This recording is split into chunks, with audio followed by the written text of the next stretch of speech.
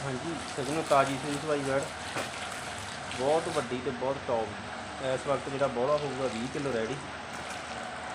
मैंने गई हुई देखो लीजिए हाँ देखो कली कला गला पीढ़ी जी पा देना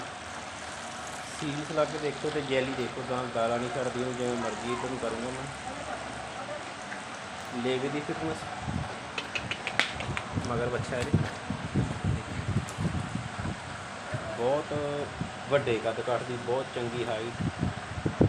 पैर रख के लेके तो चढ़ गए 30 किलो दुध मालक दसदे आ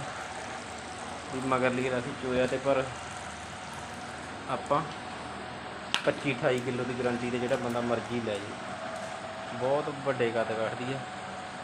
ਬਹੁਤ ਸੋਹਣੀ ਤੇ ਵਜਨ ਵਾਲੀ ਵਜੂਦ ਵਾਲੀ ਵੈੜ ਜਿਹਨੂੰ ਆਪਾਂ ਕਹਿ ਦਿੰਦੇ ਉਹ ਚੀਜ਼